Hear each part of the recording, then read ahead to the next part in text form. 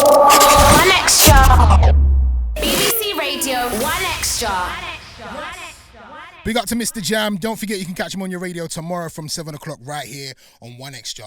What's going on? My name is Ace and you can normally catch me on your radio, One Extra Weekend Breakfast, Saturday and Sunday, 6 a.m. And I also have an online talk show called Cut the Chat. Now tonight is all about One Extra Talks. Now it is about Black and British season right here on the BBC. It's a season of programming celebrating the achievements of Black people in the UK and exploring rich culture and the history of Black Britain. Now as part of this season, One Extra are having two discussion shows hosted by myself, Ace, and Bridget Teta, who's sitting next to me looking very pretty. What's going on? We will be discussing topics and issues that young Black British people face on a daily basis. Now there's going to be a lot of talk happening, a lot of strong themes, and there could be some strong language. Let me let you guys know that off the back.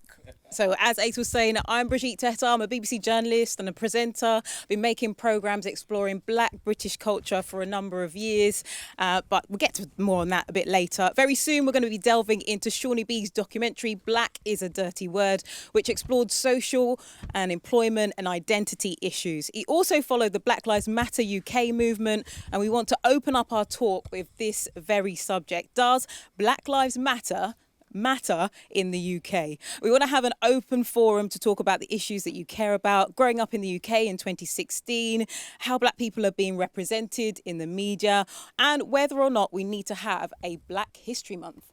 Wow. All right, now, the most important thing about tonight is that you guys get involved. We want to hear from you guys. We want to hear your opinions. We want to hear your experiences, whether you agree or disagree. We want to hear from you. Now, we are also live on the One Extra Facebook page where we've got our girl Whitney Henry keeping across all of your comments. So get commenting right now. And joining us on Facebook, you'll see that in the studio right now, sitting on the sofas, looking very pretty, the One Extra Live Lounge, we have a very, very good group of people that are going to talk the talk today, you know what I mean? Starting off with singer-songwriter Shakka in the building. What's going on, sir? What's happening, man? You good? I like the get up, man. You're looking good. Listen, I knew that I was going to be on some kind of camera, so I said, let me make sure that I do not embarrass my family who rightly brought me up, you know? Well done. Happy to be here, man. Happy to be here. We got TV presenter and writer Emma Dabiri. Hello? Dabiri, sorry. Yeah. I apologise for getting it. Never get a woman's name wrong. Never get a woman's name wrong. I apologise. I apologise. I apologise. Come on, you're going to ask her where she's from now. Yes. Comment my name, so I just had to intervene. Okay, you could change it. You could just change it. I really don't want to. I'm going to stick with Dabiri. That happens a lot. We got Joshua See, I'm going to get this wrong as well. Virasami. You got it. There you go. Joshua Virasami from Black Lives Matter in the UK. How you doing, sir? Yeah, I'm good, bless. Hey, the next one's nice and easy. He's the man in maroon. Is that maroon? It is maroon, isn't it? Yeah, it does look good. Social commentator, Rants and Bants. We got former Olympian, now sports reporter, Jeanette Kwakye, who also happens to be a fellow Ghanaian. Hello, sister. Hello, darling. And our very own One Extra Seanie B, whose recent documentary, Black is a Dirty Word, looked at the issues that we're going to be discussing tonight. Hello. What's good? So before we get started, I should say that we're going to be giving you a chance to talk about America voting Donald Trump as their new president a little bit later on. Of course we've got a chance to do I can hear that the panel want to say a lot about that. We need at least 48 hours. Hold fire for just a moment though, because right now our first big question of the night is related to that documentary which explored everyday realities faced by young Black Brits. Seanie is here with us. Tell us a bit more about the inspiration behind making Black is a Dirty Word.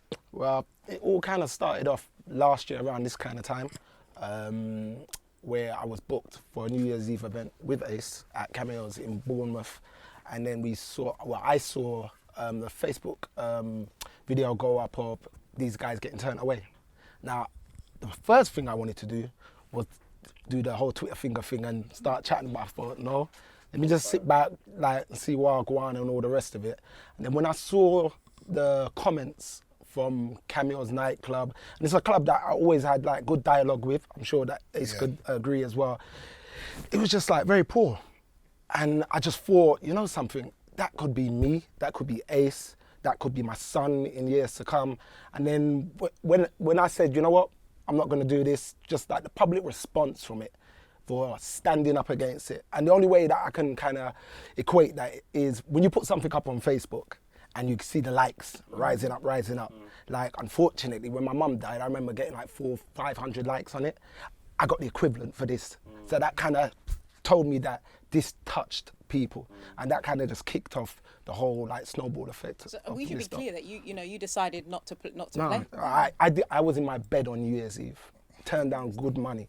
You get what I'm saying? But I did that for my peoples because I see it all the time. And then even as a DJ, you see going up into a club. I remember recently I was playing in Watford, and a DJ before me was about to go in with like some trap, UK trap stuff and all the rest of it. And he goes, listen, don't let me lose my job tonight. And I thought, okay. He played the stuff, and it was predominantly like black kids that was going off in the club. But they were enjoying themselves in the same manner that anybody else would enjoy themselves when you play that kind of stuff in a club. But they get judged differently. And I stopped him and I was like, yo, no, don't you ever put a disclaimer like that in the front. These are black kids that are enjoying themselves in a club, just like anybody else. They're not tearing speakers off the wall, dashing bottles and all the rest of it. They're moshing like everybody else. Now, when I do festivals and I see 7,000 people moshing, that's like dangerous crowd control. Now, Shawnee, I hate to cut you, but we've got so much to talk about today. First, I must say that Cameo refutes the claims. They say they don't actually hold a racist door policy, but it wasn't the only thing that you talked about in your documentary, because you also followed the Black Lives Matter protest in London, and we know that the movement is huge in the States, but more recently that spread to the UK. So Sunday morning in London, but it's not a normal Sunday morning. Over the last 4 days, there's been a number of high-profile deaths of young black men at the hands of police in America, and subsequently, there was a major incident which saw a black man kill 5 policemen in Dallas in the act of revenge. These events have shocked the world with a mixture of frustration, anger, and obvious sympathy for the victims. I'm here in London, Oxford Street, Black Lives Matters March. I'm just here to find out the actual vibe and the feeling of the people. Some people see the word black as a dirty word. Boy, I don't know the way it's been twisted in the media or the way it's been twisted over generations of years, you get me? But the word black, when you think about it, it's with everything that's negative. Why is it so important for you to get your voice heard this morning? Because my brother, every day I've been waking up and I've been seeing the same thing. I've been seeing black people being killed. I've been seeing headlines spinning the story, and it's disgusting, man. I don't like that, man. I feel like it's down to all of us to speak out against the injustice right now. How do you think that you are perceived as a black woman in the world right now? Well, obviously, as a black woman, we are already on the back foot. We have to strive hard, work hard to get to the same place that our white counterparts can get to. Not to say that this is a black or white issue, but I feel like I am under the cosh in the UK. I really am, to the point where I've had to change my name on my CV to be more anglicised in order to get recruitment agencies to even call me back with my 15 years of experience.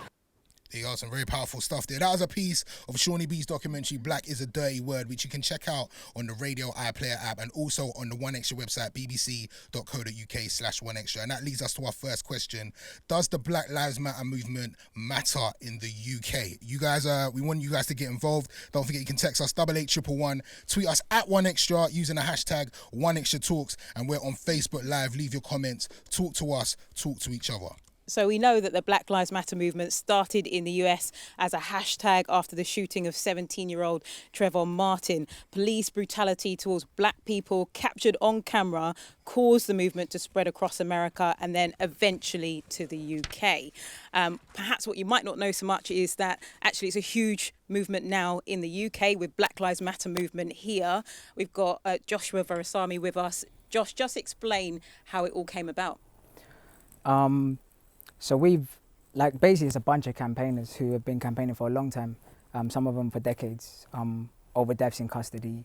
And they've been in contact with people in the States, people who are doing stuff around tackling the racist sentiment post-Brexit, people dealing with raids on migrant communities, a lot of campaigners. And we were in touch with people in the States, like the people who founded it in the States. And we basically saw the need for the same kind of thing here, to pick up on the momentum and the sentiment and kind of build something here. And the need is exactly the same. The kind of things that are criminalising us, the things that Shawnee's talking about in the documentary, those are the reasons why you need to have something building black power in the UK. If you could just describe the 3 things that the organisation stand for, what would they be? Just really short. Shit, you put me on the spot. 3 things. There's kind of 3 things that we're working around. One is like serious state violence, so deaths in police custody, for example.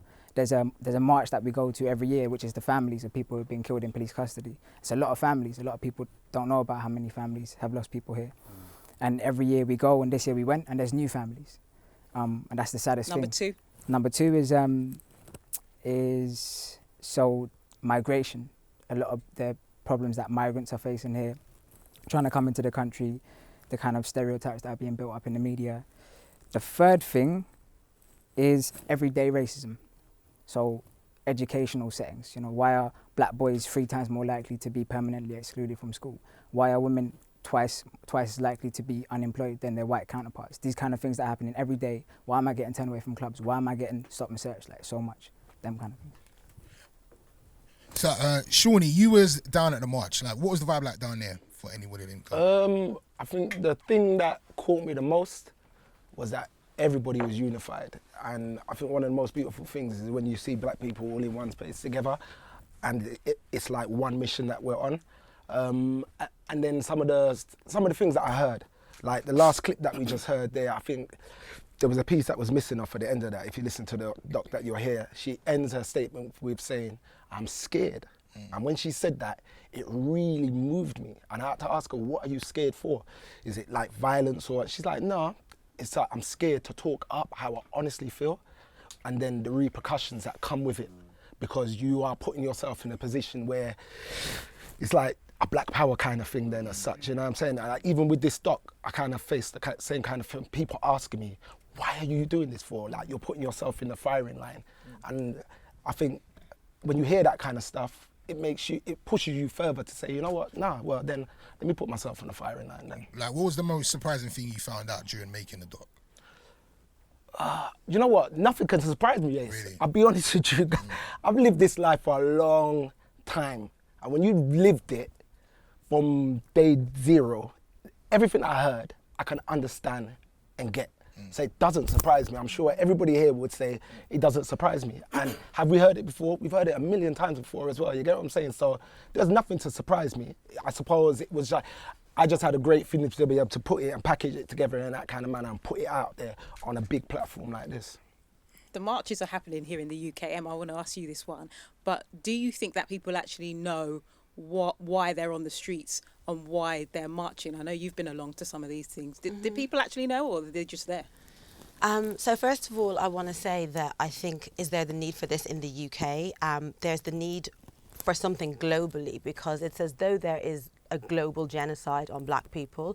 Like, no matter what country we're in the diaspora, we will be the people that bear the brunt of the kind of marginalisation and inequality in that country, and that's across the globe. So when you look at that pattern, there is something going on. That being said, I think we have a very different landscape here to the US. Distracted by that little segue. And I think the march, so I went on the march. I don't personally think that protest in that way is our way out of this.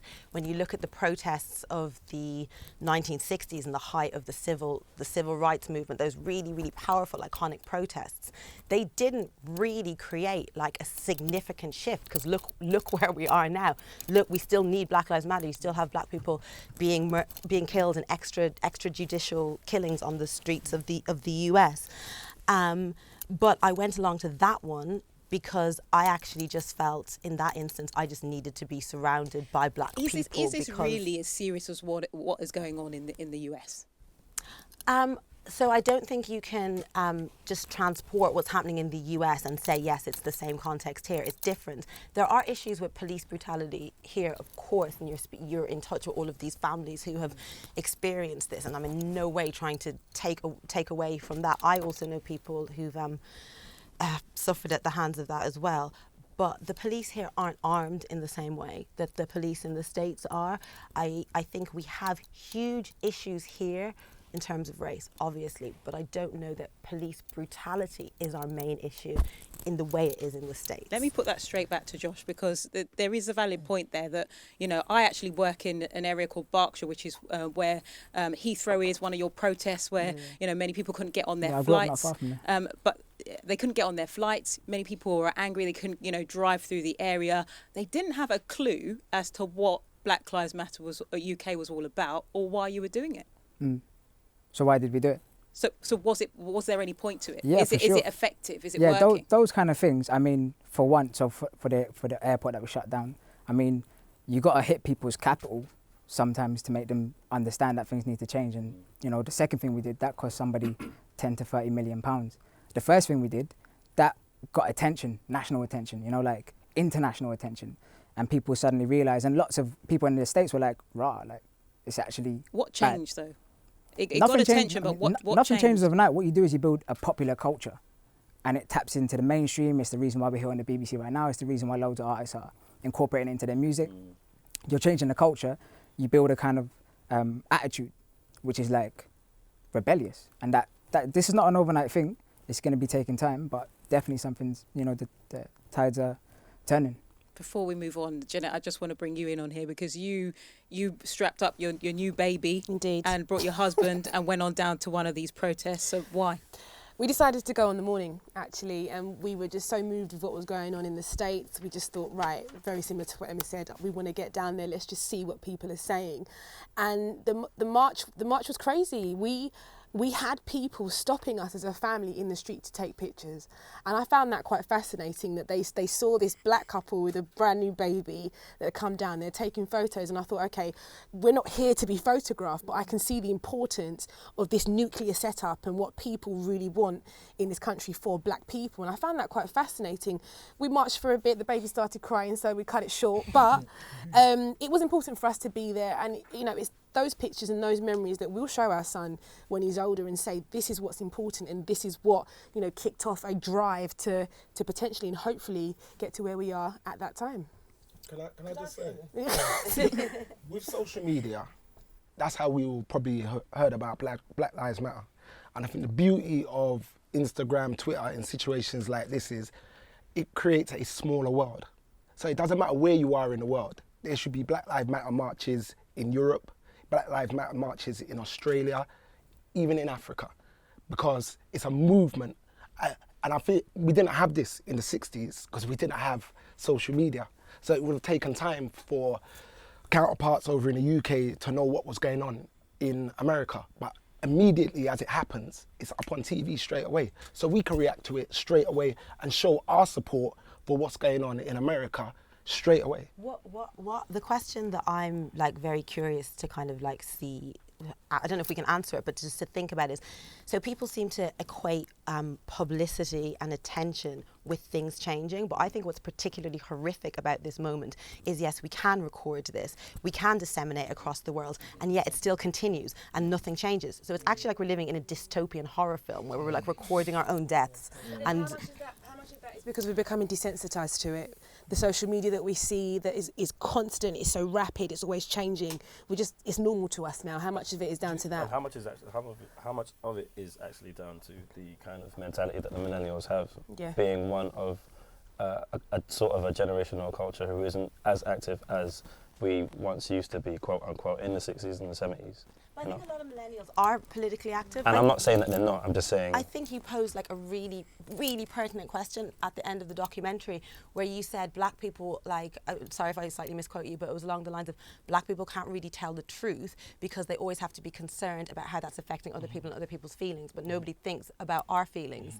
Is that because they really actually just don't care? This is why what you're saying right now about we're putting it all out there and there's no change, it's now very obvious that no one cares. So that's when we rise up now and be like, hang on, you have to care because it keeps on happening. But what are we appealing to? Are we appealing to empathy? Are we appealing to people's better nature? For them to open up their ears and open up their eyes to see what go on, and for everybody. Rants and Bants, you're somebody that uses social media very well and a lot. Do you feel like the black community is being heard? Well, I'm trying to make sure that happens. I'm definitely being heard. You see the abuse I've been getting, so they're hearing me. So yeah, it's fine. Yeah. What about through Black Lives Matter? You know. Well, I think people are always hearing, but what they choose to hear is up to them. You know, like because you can put out a certain message and everyone's manipulating it and trying to use it the way they want to use it. Like even today when I got tagged in the promo for this, the amount of stuff I got. Oh, it's not just black issues in the UK. Yeah, I didn't ask you. Like, you know what I mean? I had to message her and say like I'm searching for the part where I ask for your opinion. Like, you know, you can see something and walk on. You know what I'm saying? But like when it comes to our issues, someone's always got something to say. But like, it's not black and white. It's this. It's globalization. It's this. It's everything but racism. I'm just like, okay, thanks. Basically. So yeah. And Shakka, do you think the march has helped? I kind of agree with what gentleman, I keep forgetting your name. Joshua. What Josh has said, that it's with every movement and with every protest and with every, I guess, act of activism that someone carries out, nothing ever happens overnight. Like the idea of, even with Selma, like that was a time period where it finally, the injustices of that particular part during Martin Luther King's time was being shown and televised to millions of different people in the world to the point where nobody could ignore it anymore. But this took a while for him to get to that point. And he had to go through many different government officials, he had to have many different meetings and rally on many different numbers of people to the point where he got the coverage that this particular horrific circumstance deserved. And I feel like the beauty of the hashtag of Black Lives Matter, whilst there is a lot of controversy affected with it, or rather associated with it, is that we are having debates, that we are having dialogue, we are able to talk about this particular thing and have discourse with it. I think the beauty of living in London in particular is because is that we are in such a cosmopolitan nature. We have members of the community who are from many different walks of life and many different cultures. And where at one point they would be confused as to A, what our culture is about, or B, what our movement and our plight was about. Now we are able to sit down and be like, so yeah, what are your thoughts on this? Or why do you think it's necessary, or any of that kind of stuff? Sorry to interrupt, Of but course, you were talking about the London viewpoint, which, you know, if Of you're course. listening from outside of London viewpoint, very multicultural, lots Exactly. of different races. You know, Exactly. you walk down the street, go left, go right, you'll bump into loads of different cultures. Yeah. What if I live somewhere where actually there's no diversity at all? Yep. Yeah. And I have no sense of that. Then they should listen to this. Yes, 100%. Run. They should. Run. They don't. No. They don't need to move. They don't need to move. They don't need to move. They don't need to move. They need to listen to what we're saying right now. They need to be tuned into One Extra. Speaking from that place and that experience, I think they should move. You really think they should move? I moved and I feel so much better. Well, I don't know. I feel like because Hang on a minute. Are you trying to say that if you have some kind of, you know, black ethnic origin, you won't be happy, you can't survive in a kind of white context? I'm not saying that at all. I was just joking. But I would say in my experience, it was like deeply traumatic being in like an overwhelmingly white environment. So I moved to London as soon as I could. Give me an example of what you went through. Why you're saying that? Like there's so many things, but just like a very obvious one was people would like I'd be out in the street, this is when I was a child, and people would literally just come over and like touch my hair and discuss it with whoever they were with as though I wasn't there, like touch my skin and be talking about that. That was like a very common occurrence, and that's just like one of very many examples that I could give. We're going to come back to that, Emma. Definitely. Sorry, putting you on the spot there a little bit. What about the idea of, you mentioned the hashtag Black Lives Matter. Yeah. There have been people who said it shouldn't be Black Lives Matter, it should be All Lives Matter. Mm-hmm. Who wants to jump in on that? You can hold me back. Hold me back. Hold me back. I mean, it's a discussion, isn't it? Like, there was a really good comedian who said something like, if there was a gathering with people talking about leukemia, you wouldn't run in and be like, what about bowel cancer? You know what I mean? We're having a discussion. And anyway, Black Lives Matter in the US, they own the handle All Lives Matter, the Twitter handle, because we've been saying All Lives Matter. We've been taking care of everyone. Like, who was the nurses when you know, in the 60s, black women, my Marge. So we care, but right now we're trying to say our lives don't matter. That's why we're saying Black Lives Matter. Shall we move on to a subject that I know a lot of people want to get to? And we heard today that Donald Trump is the new president-elect of the United States. And the thing about learning about that this morning, I don't know about you, I woke up about 7 o'clock to kind of hear the news that he was being elected as president. And this comes alongside the EU referendum as well. And for those who are in minority communities, that really does change things, and perhaps they might start to feel threatened. In particular, if we look at your movement, Josh, the Black Lives Matter in the UK, Donald Trump has said, that actually Black Lives Matter is trouble. That was his quote. In 1 minute, because I'm sorry, running out of time. What's your thought on that? On that Black Lives Matter is trouble. Clearly, like Trump is trouble. He's a businessman.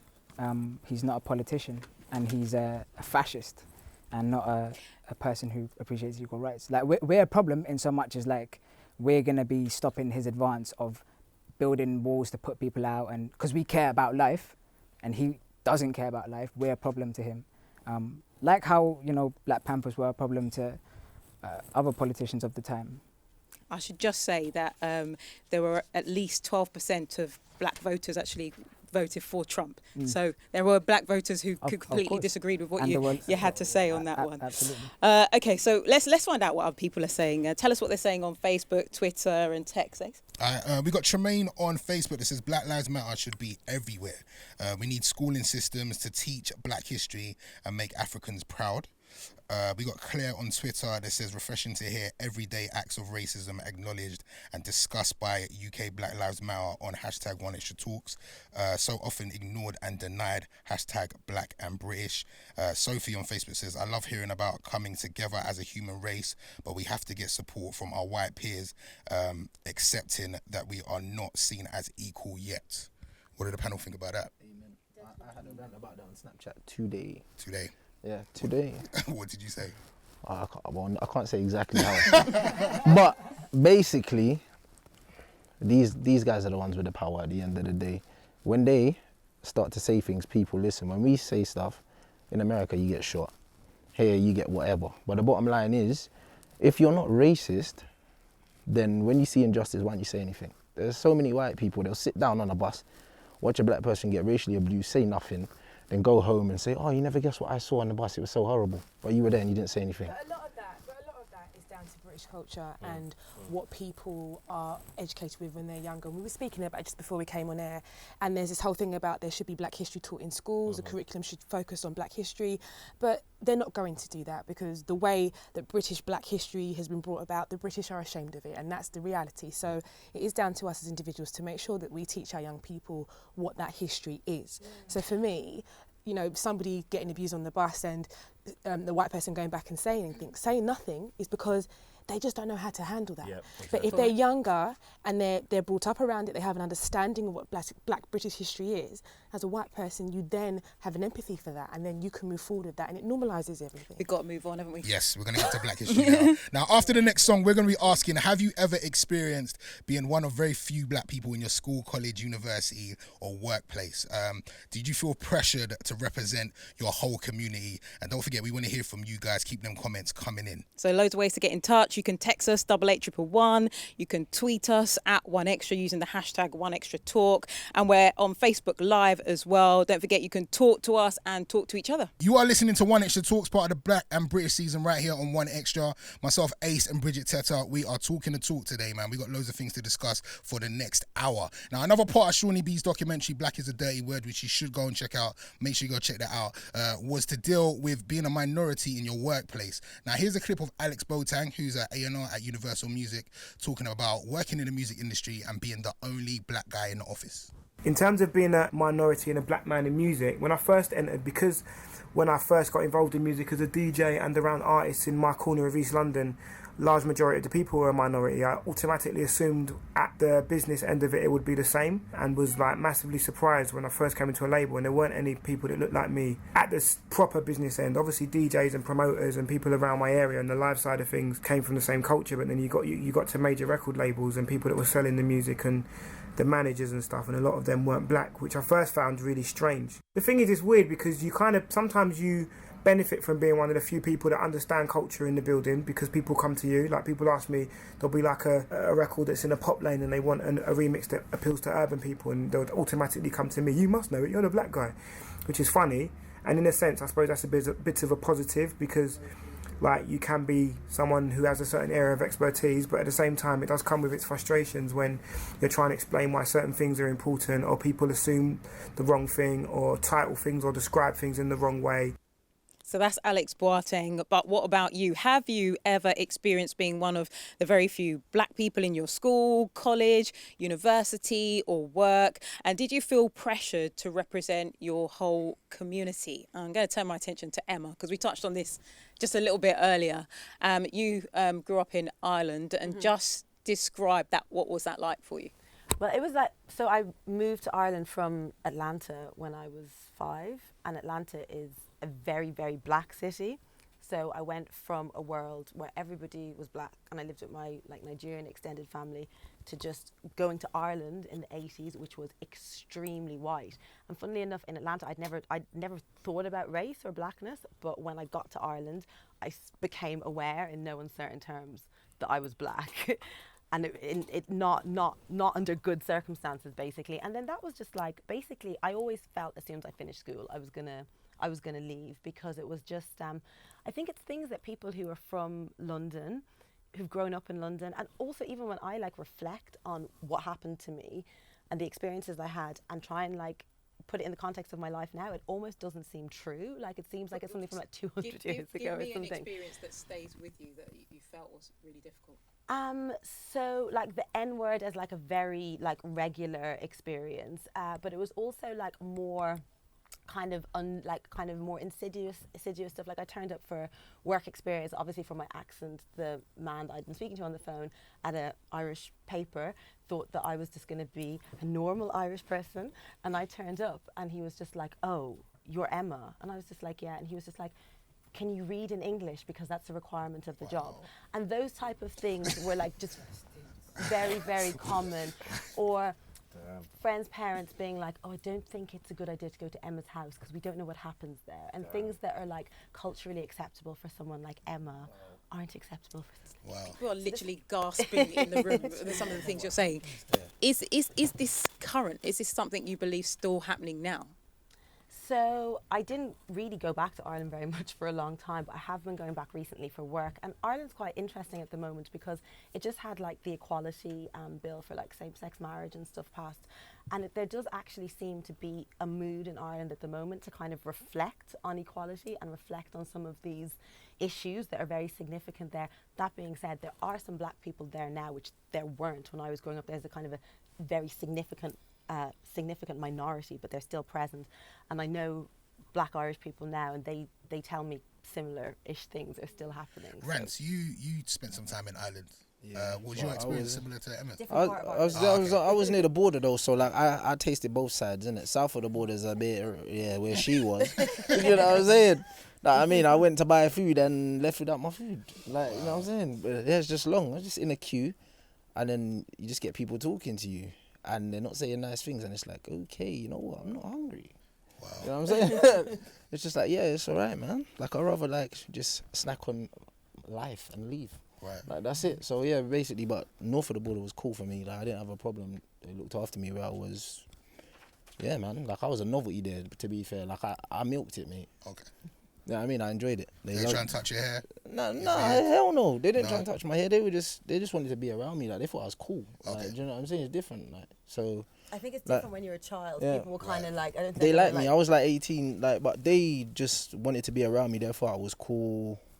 Do you know what I'm saying? And a lot of them listen to black music and that, so they would go out with me, with dance and that, and they just liked having me around, do you know what I'm saying? So I don't want it to be we're just focusing in on Ireland, because there's I don't think it's a problem. I don't think it's a problem at all. I'd rather they want to meet me around because they like the culture and they think I'm cool, rather than yeah, let's kick his head in. Like, I'm not really on Rants, that. Rants, hold it there for a second, because I don't want it just to be all about Ireland and the Irish experience, though it is valid.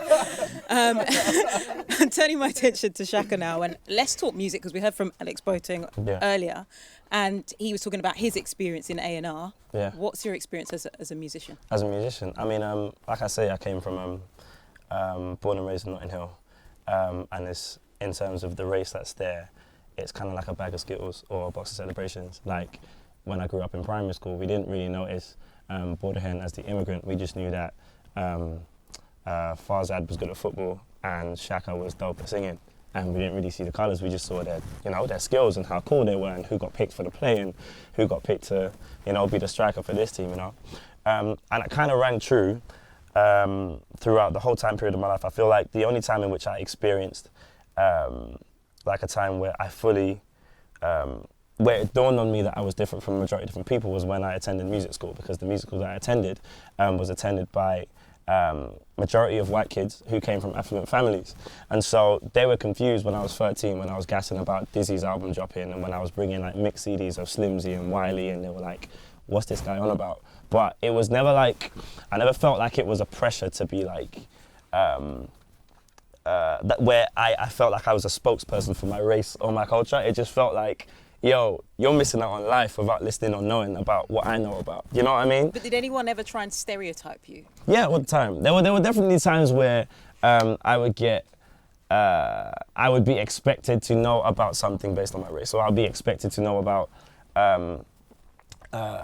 again, yeah, the different things in my race. There were times where I would be. I remember one time when I was working as a sales assistant for Game before I decided not to do that and to do music. And there was a time when my manager asked me, "So, what's this thing going on with like the gang culture and the music in the black community?" And I was like, in my brain, I'm like, I don't know how to respond to the question, because the first thing I'm thinking about is, I don't know, you tell me, what is this thing going on with it? But at the same time, I'm like, should I know about this? Why shouldn't I know about this? Why do you think it was necessary for you to ask me as opposed to my co-workers? And naturally, I always play devil's advocate. I'm always the guy who's just like, let's just have a dialogue, because through dialogue, I can educate people and I can tell people exactly what's going on. And because certain cultures and certain things and stories that people ask me about aren't foreign to me. Like they're not things that I'm not aware of. They're not things that I didn't grow up around. And so when I can talk to people and when I can describe certain things that are happening, and then they go away with a better understanding of, or rather an understanding of the bigger picture of the culture, or be it gang violence, be it the music, or why I'm so compelled to sing Inna Me Belly Me Gun by Popcorn, like I can actually converse and fully explain what compels me to be a certain way, or to act a certain way, or to do a certain thing. And then, like I say, to give a better understanding to people who have no idea otherwise. And Jeanette, as an athlete, what was your experience in the sports world? It's always challenging because, black people stereotypically we're known to be good athletes. So, and there'll be certain sports that we're good at. You'll see many of us on the football pitch. You'll see plenty of us on the track. But then if you move into other sports like rowing or more affluent sports like tennis, it's very rare that you see people of colour.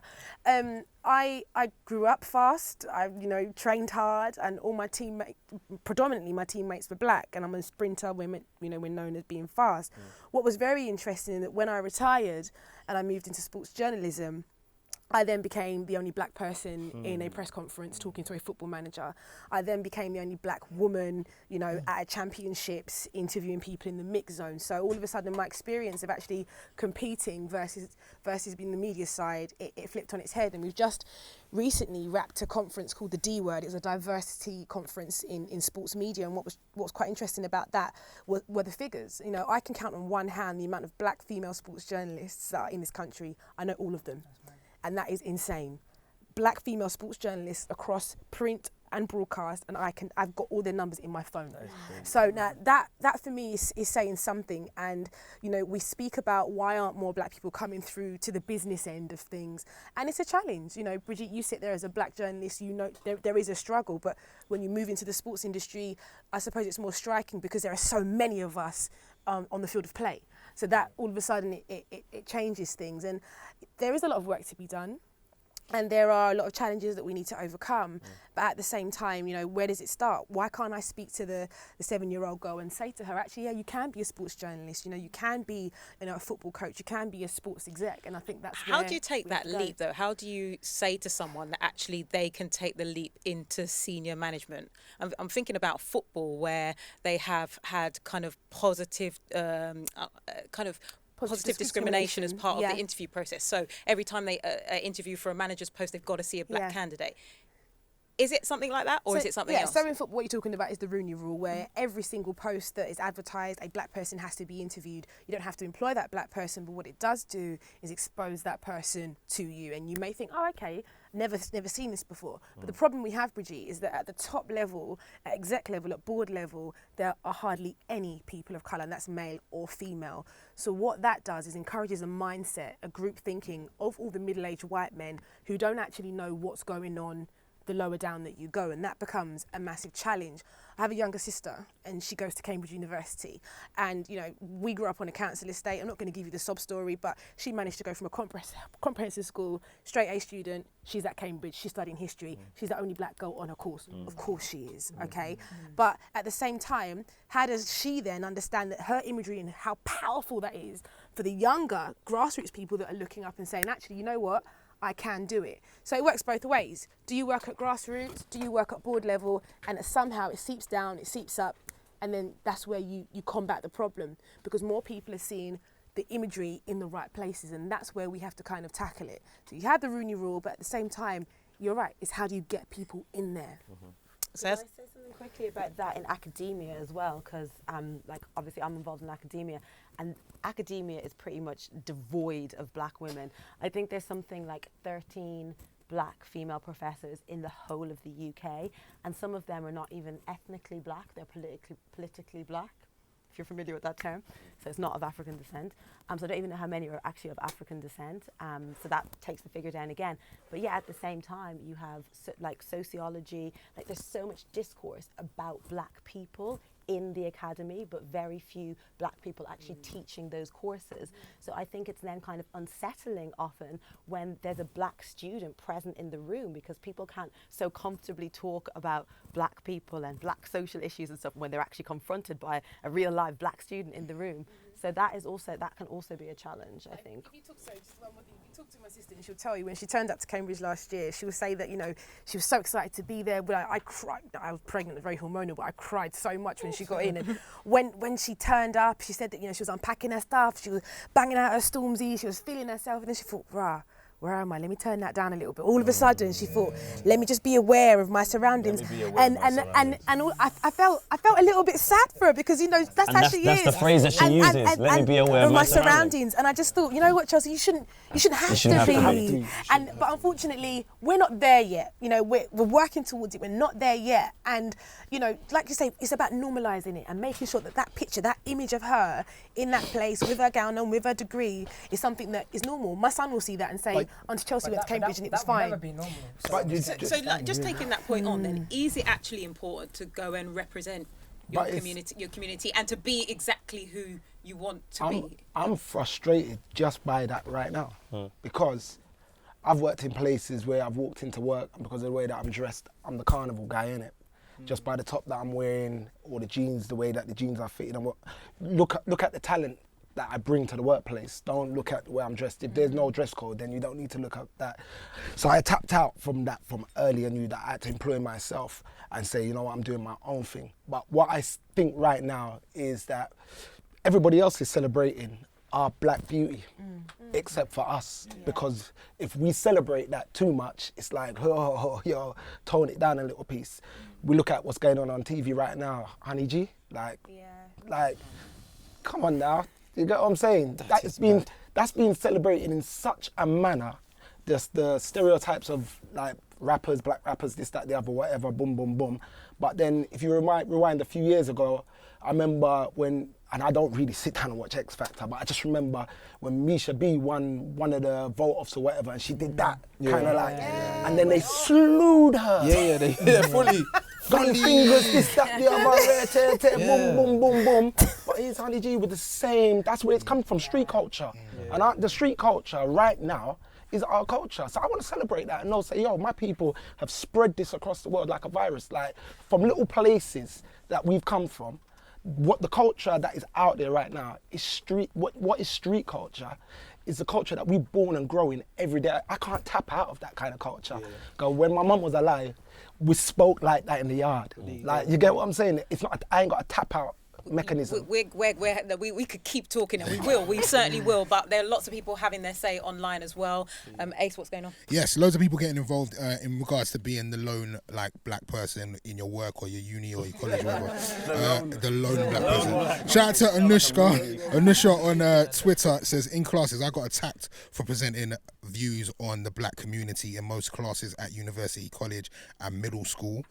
Michael on Facebook says racism was definitely rife in private schools. They have no intention nor do they have any desire to engage.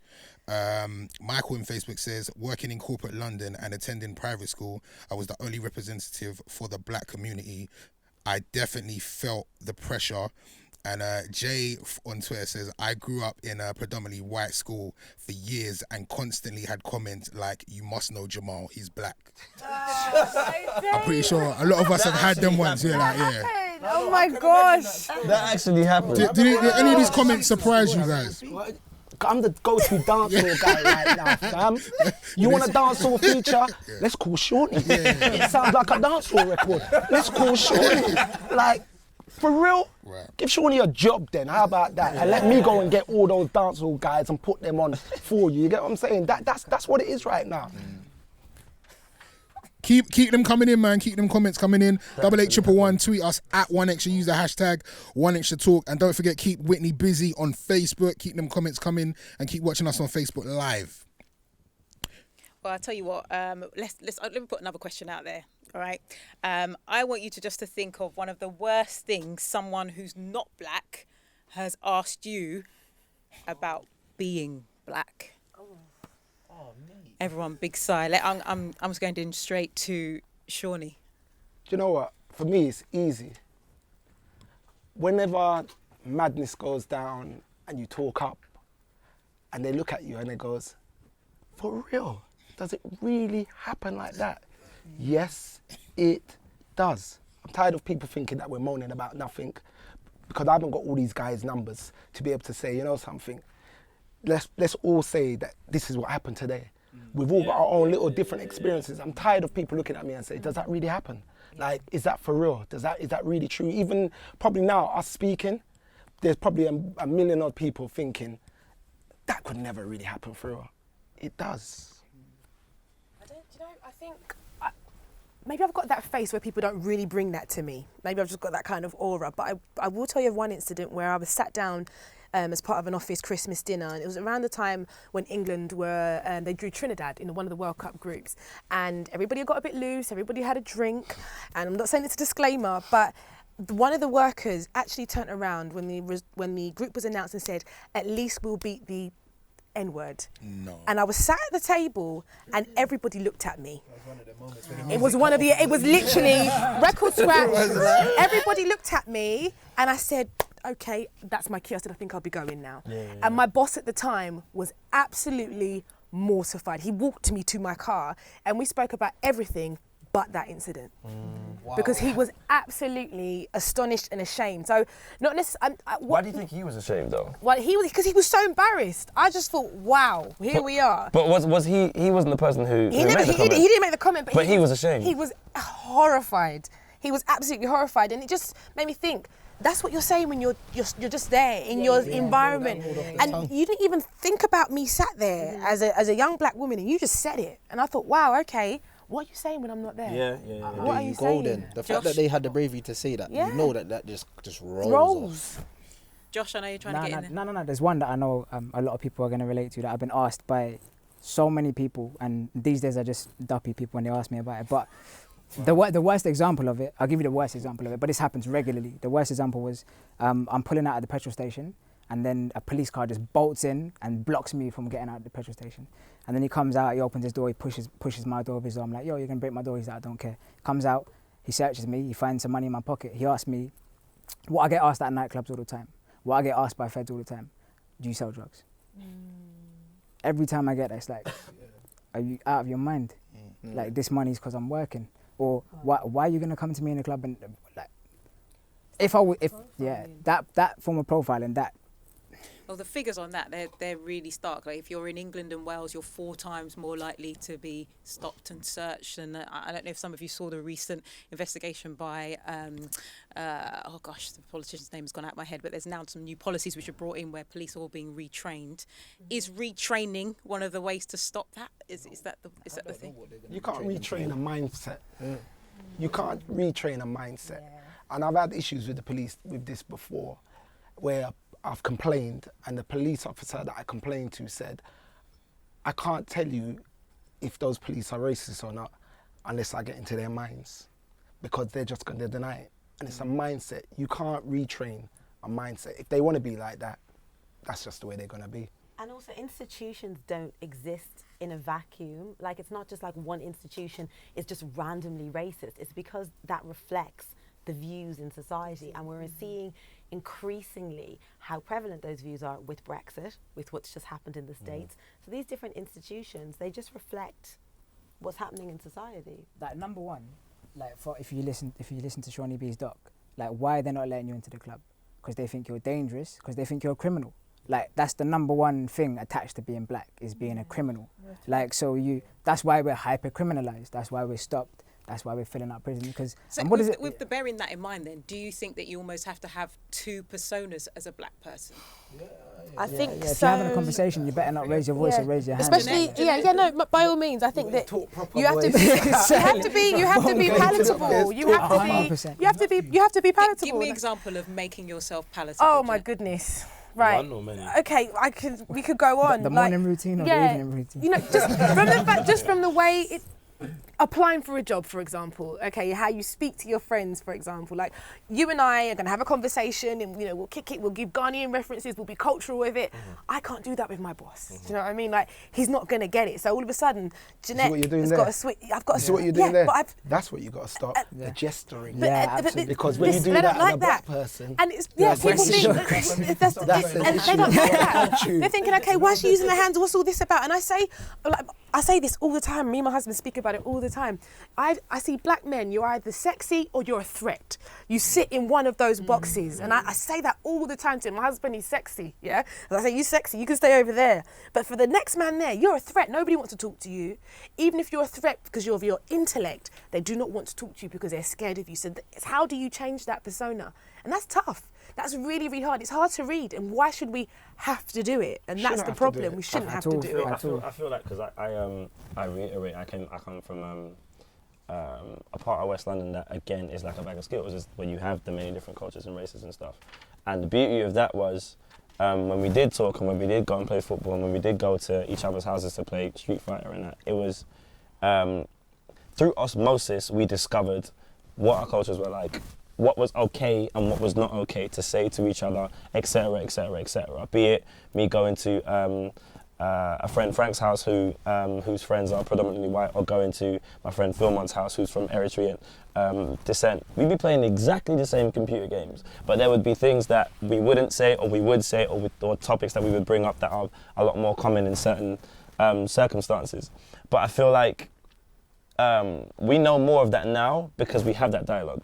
Because and I reiterate how important that is, because the circumstances that, for example, we would face in the workplace of people asking us certain questions is because they genuinely don't know, A, how to approach certain topics, and B, whether or not we would even take offence to anything that they would say towards us, despite the fact that either it's a concern for them or it's an interest for them. And I think the only way in which that can happen is if they just come out and say the things that they need to say, or if we do the same thing to them. There's this mad, anxious anxiety. Yes. They get so anxious. Yes. I'm just say it. Just say it. Just say it. Call me black. Yeah, just say it. Call me black. Say it. People call me The black, black and guy. then they're like, oh my God, I'm so sorry. And I'm just like, it's okay. It's all right. It's not an insult. And to them, they're like, I don't know what's offensive anymore. Like, do I call you beige? Is it magenta? It's magenta, right? No, let's just head to social media for just a second. Just find out what people are saying online. Text and Twitter popping off. Shout out to Zach on Facebook that says only a black person will know what it's like to walk into a shop and be watched and followed purely because they're black. Tanya from Twitter says, if I act too black, I'm ghetto. If I act too white, I'm an Oreo. There's no in between. And Annalise on Facebook says, black people always have to police themselves around white people in case we cause offence. Yeah. Keelan coming in, man. 88111. You can text us. You can tweet us at 1extra using the hashtag 1extratalk. And don't forget, you can leave some comments on Facebook as well. We are Ace and Bridget. Teta, how are you? I'm all right. Yeah, good, yeah. Conversations popping off even while the music's going on. And coming up, we are going to talk about the representation of black people in the media. Now, we are in the 1Extra Live Lounge until 10 o'clock this evening, talking about some of the big issues you guys have told us you want to talk about being black and British, yeah? All a part of BBC's Black and British season right here on 1Extra. Now, for all of you on Facebook, we've just played Solange, Don't Touch My Hair. And it's quite interesting that we actually played the track because the interlude just before on the album features Solange's mum, Tina Knowles Lawson, talking about, among other things, Black History Month, which actually brings us on to our next question of the night. So we've just come off the back of Black History Month, where on TV, radio, all across the media, a whole bunch of people get together to, cover Black history. So with the last 30 odd minutes that we've got left, I want to ask you this. Are you happy with the representation of black people in the media in the UK? And actually, how important is Black History Month? Who's going to jump in first? Yeah, I'm happy to do that. I think the BBC is actually doing amazing work at the moment with the Black and British season. Across that programming, there is just such a multiplicity of kind of black experiences being shown, and I think that's much needed.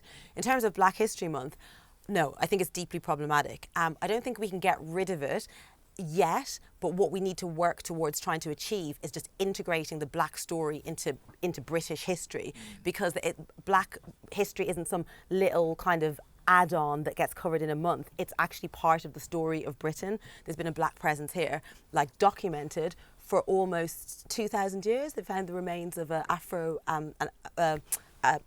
sub-Saharan African Roman woman from almost 2,000 years ago. So that attests to the fact that there have been black people here for a long time. But the whole history of the modern Britain as we know it is the country that it is, for better or worse, because of Britain's relationship with Africa.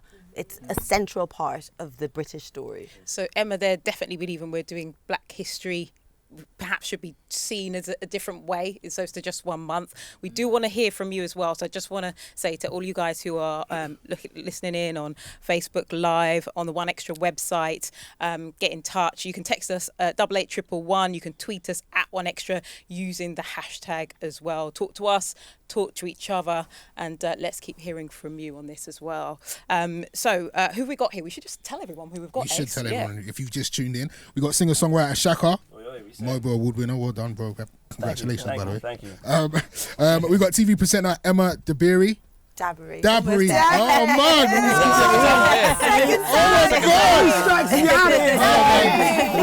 One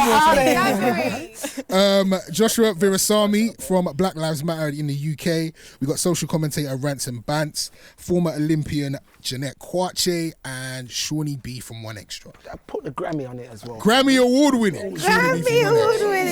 You know about that. I'm just enjoying this, right? So when I get mad, I'm going to do that too. You have to. Celebrate. Shakka, let me ask you then about Black History Month. Have you celebrated Black History Month? Well, first and foremost, I celebrate Black history throughout the year in general. I agree with Emma. I feel like it is an integral part of British history. But there's two factors that I feel like definitely need to be expressed. The first being the fact that it is important for every, member of ethnicities, or rather, I keep forgetting the phrase. I wouldn't say marginalised ethnicities, but those who aren't the majority in a particular society, to actively reinstill the rich histories that are part of their culture. If we do use Britain as an example, there are constant reminders of the many different people who have contributed to British society and British history, and you'll see monuments, and you'll see statues, you'll see names of very famous and very important people who have contributed to that in plaques against buildings and stuff. Whereas with us or with ethnic minorities, that was the phrase, members of ethnic minorities need to constantly remind themselves, be it with how their parents would tell them about their histories and where they come from and the food they eat and the music they listen to, or with the figureheads that had an effect on their history and their culture. I think the way I kind of celebrated it was just being myself, fam. I celebrated it with, I guess, the text and the music that my father used to and still does listen to, as he's a musician, and he's the reason why I'm here today. So. And also making programs, your documentary. Tell yes, us more. of course. The Homelands documentary that I was part of was set in Dominica. It was part of I guess a goal to establish whether or not our home culture and our home country had an effect on the music that we made and our creativity.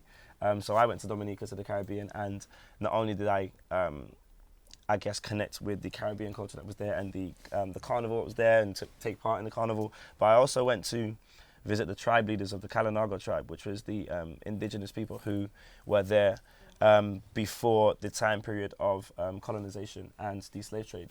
And I learned so much from them. I learned the ethnic cleansing that affected how the language was almost eradicated and how the clothing and the land was taken from many different other tribes that existed on the island and many other islands in the Caribbean.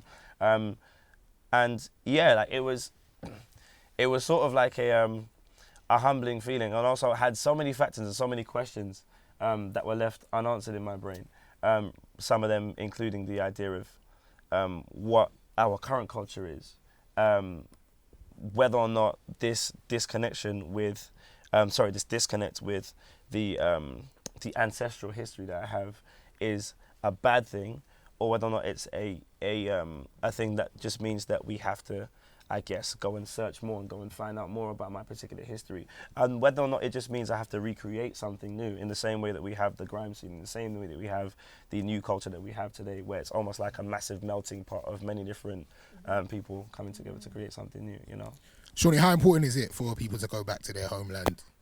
Do you know what? You know, the funniest thing is, the first time I ever went back to my mother's country was in 2000. So I was a big boy when I went back to Jamaica. And when I went to Jamaica for the first time, I had a sense of, that was just home straight away for me. Just like, it was just home straight away. When I went to Dominica, I went there for like 36 hours, and just the connect that I had straight away with Dominica, I was able to come back and speak to my dad about that on that kind of level. Even when I went to Kenya, it made me understand, wow, my African brothers are just like me, you know? Because there's parts of Kenya that was like Jamaica.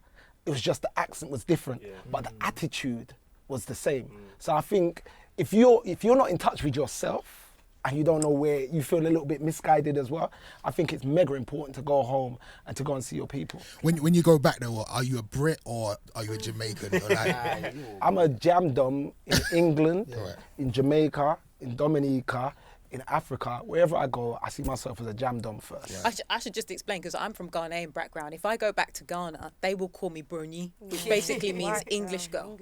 So they see me as Ghanaian, but they see me as English first. When I go when Jamaica, you go back to Jamaica, foreign, what do when I go to Jamaica, the first thing they will ask me, you come from here? Because they're not sure. Yeah, you know, I grew up with a lot of Jamaican guys over here, so I suppose the whole vibe of Jamaica, I kind of like have that ethos of Jamaica, that kind of thing. So when I go to Jamaica, I just feel at home. But I just feel at home once I'm amongst my people. I'm at home. But can I just say, you know what's quite important about that? I noticed that you said you didn't go back till you were much older, and we, you know, as black people, predominantly, we come from working class backgrounds. Our families just did not have the time when we were younger to take us back, but to be able to do that. I don't know about that. Jamaica was in my yard. Go on, but I'm just saying, like, it's really hard. Like, you know, you have parents that work 2 jobs. The last thing they're thinking about is a family trip back home, because actually for them, going back home is stress upon stress. So you miss that. Like, my parents did not speak to me in Chi the way I look back at it and I think, Mum, why didn't you? You know, I understand it, but I'd love to be able to have dialogue with you. And that, I find that quite a tough thing now to comprehend, that we didn't have that when we were younger. So is it something now we should be able to do, you know, a second generation, third generation Brit? But I feel like that sorry, just about the language things. I think that's so important. I always find, so my dad like didn't teach me Yoruba, and even when I go to Nigeria and people are speaking Yoruba in front of me, he's like, oh no, don't speak it in front of Emma. Like, I don't know, like I'm not supposed to. I guess because he feels like I won't understand, so he doesn't want me to feel left out. But at the same time, that seems to be a really common trope, that African parents do not teach their children their languages, where everybody. Why is that though? Because of the colonization of the mind. They don't believe that those languages are valuable, and they think to succeed that you will just speak English or maybe like French or German, even Chinese, but not those. And even when you try, even if you're younger or if you're a bit older and you try and speak in the dialect, you get laughed at, and that puts you off a little bit as well. And I've spoken, you know, countless times about understanding but not being confident enough to speak the language, and I think that is actually key. You know, as Caribbeans, it may be, you know, a platform that you may not understand or a dimension you don't quite get, but as Africans, it's quite it's a sore point, you know, because you know, Southeast Asians are able to do it. You know, my next door neighbour Shabana, she could have a full conversation with her mum by the age of 5 in Urdu. Do you know what I mean? But you know, why wasn't that happening in African households? Yeah, I feel like it's I don't feel like it's entirely different with my family, but I feel like my parents in particular, contrasting the difference to yours, they made sure I went to Dominica regularly, like a good average of about 6 to 7 times. I mean, the thing that I share with you is the idea that the patois that we speak, which is broken French, if we were to granularly dissect it and describe what it is, wasn't really taught as such to me when I was young. They spoke and conversed with each other in it, but the majority of the language that they spoke was English, because that's a common language. We've got to get to the social media, because it's actually going crazy with loads of people getting their thoughts on what's going on, Ace. Popping. Shout out to Sophie on Facebook. She says we need Black history taught across the history curriculum all year. Michael on Facebook says we talk about Black History Month, but how many Black people actually know their history, parentage or family trees? Youth know more about Kim K than Rosa Parks. And Elise on Facebook says, when I was taught Florence Nightingale at school, my mum marched down to my class and demanded we be taught about Mary Seacole. And Simeon says Black History Month is a gimmick. Wow. Yeah, so there's loads of more comments. Keep the comments coming in. Tweet us at One Extra, hashtag One Extra. In a way, it's kind of, we'll give you a little bit, because Why do you think it's a gimmick? Yeah, because them men are like, we'll give you a month and that. Like, but I'm here the whole year. Do you know what I'm saying? So why don't I get a month? It's just like, just saying about representation. Like, it's all good saying ethnic minority, but when I step out my door in London, I see Black people everywhere. So we're the minority, but we're not really. We're here, and we're really here. But you said a key thing there. One word: representation. Yeah. I'm gonna hang on it like a hanger. You turn. Does that work? I'm not sure that it does. But you turn on the television. Let me. Did that work? Did that work? See, I'm a musician. I didn't know it. Anyway, before we go any further, I want to hear from Lady Leisha, and she's been speaking about representation of Black people in the media. You know, newspapers, there'll be like a black man found, blah blah. They'll always like highlight that he's black. You know, or an Asian person, they'll always highlight, but they'll never say a white man, blah, blah, you know what I mean? And it's just little things like that that can seep into your mind subconsciously, and you'll be thinking, okay, so that race group there, that's what they do in it, so we don't want to be around them type of people. So it's little things like that why I think things like racism even happens in the first place.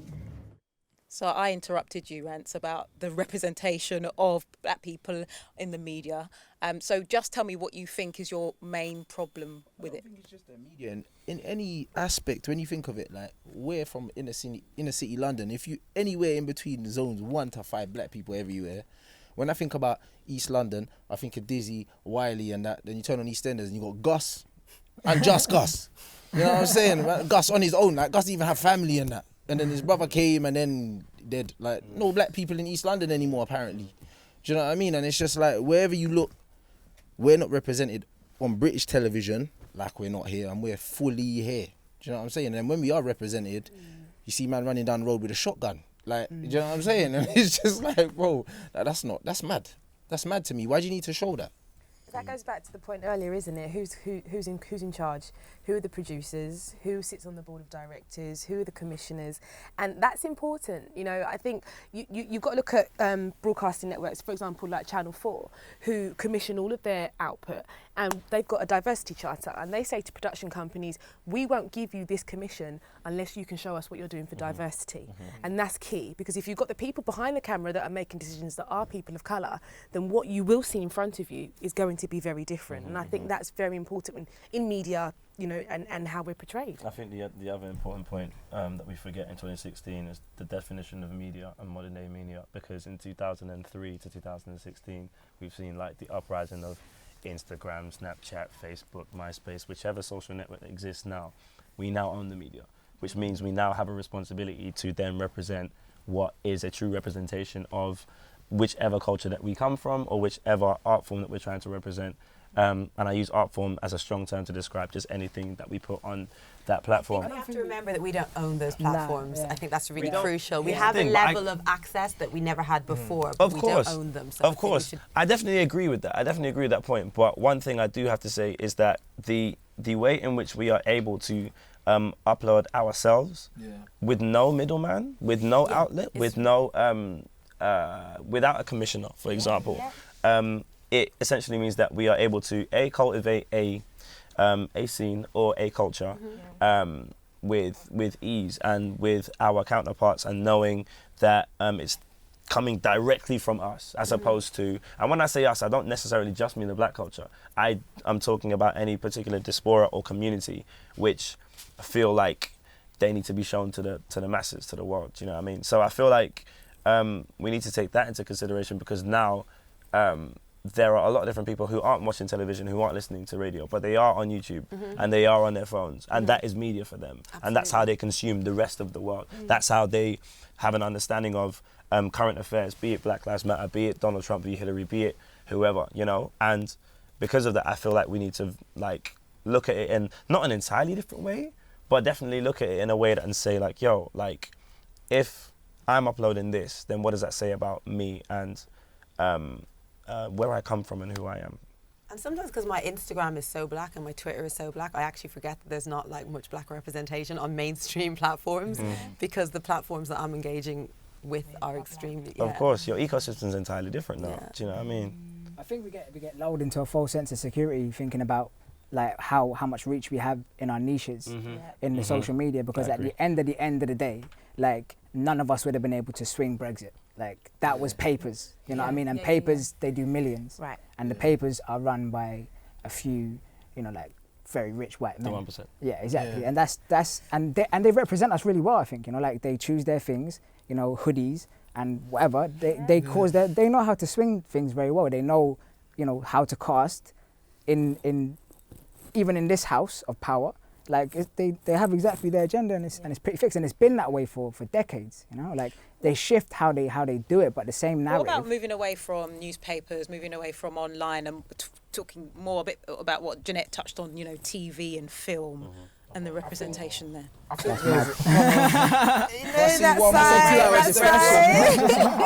I see one more gangster film, like it's doing my nut. Do you know what I'm saying? Every time there's a British film, it's I'm just waiting for the black guy to pull the gun out, and I'm like, all right, cool. That is what it's sad. Like all the time. That's it all the time. Do you know what I'm saying? Like, why can't you do something about something that's not that? Even documentaries, like the recent one with Gangland or something. The rest of it. I didn't even watch that, you know. How many times have we seen documentaries like that? Yeah. Why don't we see documentaries about a youth that's come from the hood, from nothing to something? Yeah. You understand what I'm saying? Like 5 black youths that go to universities and are performing like next level to make my son say, raw. I can do that, I can be that. I don't really agree with that, because I think that's also like a false representation. Like the gangland thing glorified it. But at the end of the day, like for poor black people, that is life. Like you're hustling hard. But what the thing is, they don't give voices to them people, because those people like that's a section of our community. But I think that's what's got to be careful. It's for a lot of people. It's for a section of our community that is sensationalised. Yeah. But this is what it is, and it's exciting because nobody talks about black families. Like I'm chatting about a Sunday household Yeah. I remember being a youth in my yard on a Sunday. That was the most beautiful thing.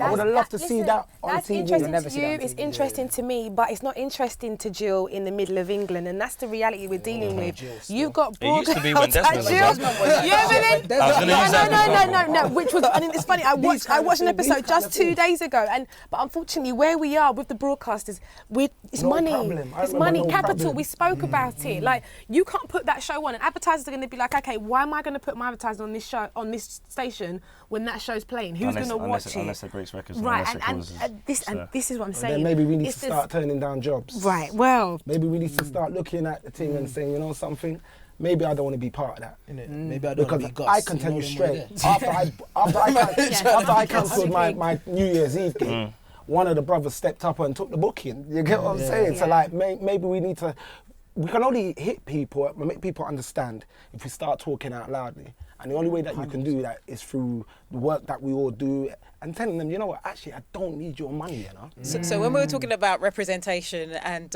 film and TV, you all did this sigh. I don't know if you can do it now for me. It was like a... It was something like that. spontaneous. That was it.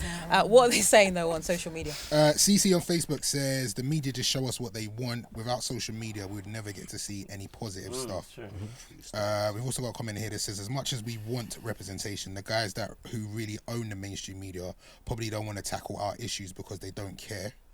And also Monique from Facebook says, no one on UK TV represents us. Where's our Olivia Pope? Where's our Ghost? From Power, yeah, we don't really have those kind of shows in the UK. Social media there. It's the real talk, though. So yeah, Everyone knows what. But do we really want a Ghost on TV? yeah, Ghost is not really. Yeah, that's not necessarily the best example. You got Luke Cage. Yeah, Luke Cage. Bro, there's no diversity in Luke that. Cage. There's no diversity in it, but there's diversity in Friends and Sex in the City. Though. New York City got ethnic cleanse for a hot minute. You know what I mean? That's mad. I get that, but you know, at the same time, Ace and Brigitte, like, you know, you work for a station, you work for a corporation that's given black people a voice, and Shawnee, of course, with One Extra. And I say this all the time, isn't there room on One Extra for more of this? Why does this have to happen in the month of November? Why isn't this a weekly show? Why do we not have the platform where we could have the music and have the intellectual conversation as well, where people can tap in It'd be the most and do popular that? thing. You know, and Difficult tell question. me why. I'm going to answer honestly. Please. Personally, Yeah. I thought, as part of this discussion, not somebody from One Extra, but people that are part of the problems that we all have should be able to be part of this, to be able to, for us to debate in that kind of manner. 'Cause I can't answer that question for you. Yeah. You get, That'd be so hard. And I believe in, if you wear the shirt, you rep the brand. So I rep One Extra, but I genuinely can't answer that question for you. Because listen, I listen to Asian Network, okay, and when I listen to the Asian Network, it is Asian Network. They own that station, you know, the music that they play. One Extra is a black music station. Okay, it's not. so it's not never, a black ever been for black people. Okay, Yeah. but it didn't start off that way, did it? No, well, do you know what? That was also part of the message when we started, that we are a black music station. It was never, ever meant for just black people. It was meant for black music. It never, ever kind of like took away from Can you believe it's already 6 minutes to 10? It's crazy. It's crazy. You can keep the conversation going online. That's right, man. You can keep talking to each other, 8811, or you can keep going on Facebook as well. The One Extra Facebook fan page keeps popping off. Massive shout out to Whitney for keeping a hold of all of those comments. Thank you so much to all the guests for getting involved, and we have got a very big show next week. We certainly have. We're going to be doing this all again, discussing culture, identity, asking how you identify yourself. And we're going to be joined by the likes of Big Nasty. We've got Leomi Anderson, and we'll have a performance from Cadet as well. And of course, if you want to get involved, you can take part. You can register to be in the audience. Just head online to the One Extra website really quickly on identity. Just because you raised your eyebrows at me in a really strange manner, Emma. How do you identify yourself? Black woman look on the face like twitched. No, do you know what it was? I think it's because I was going to originally speak on that week, but I wasn't around, so I think maybe that was what you saw on my face. But Okay, right. It's all right because we went out of time. So the wink was all right. Fine. Now coming up next on part of BBC Black and British season on BBC Two is Black is the New Black, which features some of the most influential and talented Black Britons, the likes of Naomi Campbell, Tiny Temper and Tandy Newton. So you can watch that, or you can keep it locked on One Extra for Cyan Anderson. We are going to leave you with some music, man. Koji Radical featuring Sasha Keeble and PW. This is Gallons. Thank you so much for looking in. This is BBC Radio 1 Extra.